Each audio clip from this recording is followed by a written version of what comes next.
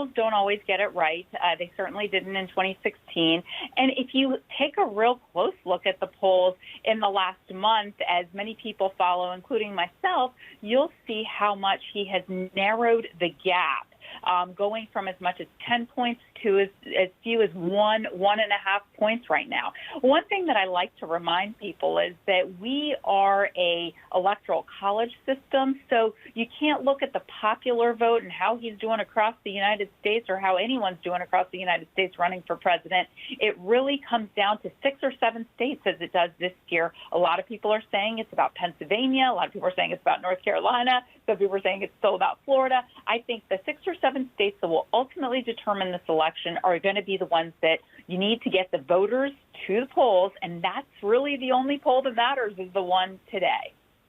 Absolutely. Turnout is key, and already, as we're seeing, turnout has been quite substantial already. But I just want to take you down a different tact, and that is that the president has said that he's likely to mount a legal challenge to stop ballots being counted post-election day.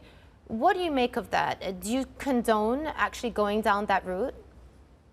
Well, the elections are supposed to take place today, and that's when the ballots are supposed to be counted. And what you have is a lot of politicking in certain states where the governor is a Democrat, and they may have said, well, Pennsylvania is a great example. For example, in Pennsylvania, you don't even have to show that it's been postmarked by today.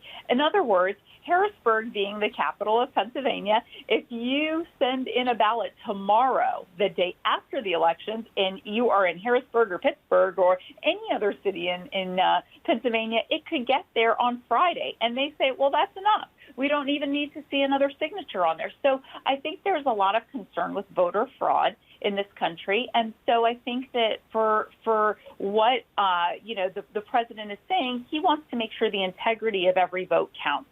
And certainly we have mounted challenges before in courts, and that could certainly be the case whether it's with Joe Biden or with President Trump. And certainly Joe Biden's team has talked about that too. Just worth noting that a lot of the claims that President Trump has made with regards to voter fraud and mail-in voting have been unfounded. So just want to put that out there.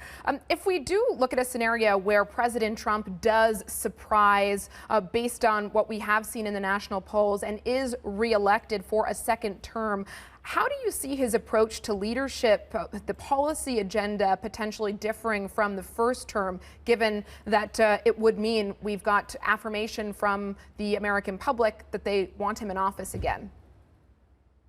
I think that the second term of any president really involves more bipartisanship. And quite frankly, I think that you'll see the Democrats come to the table to actually work with President Trump. When I think back to 2016 and, the president getting elected, I think he talked a lot about trying to do infrastructure and other changes to help this country with, in particular, infrastructure. He emphasized that. And infrastructure generally has been something that is bipartisan.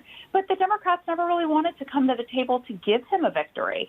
And so I think that what you will see in a second Trump term is perhaps more unifying, and perhaps the Democrats will be willing to actually work with the president to, further an agenda, knowing, it doesn't matter at this point, a Trump, victory on something doesn't mean anything anymore because that's his second and last term in office.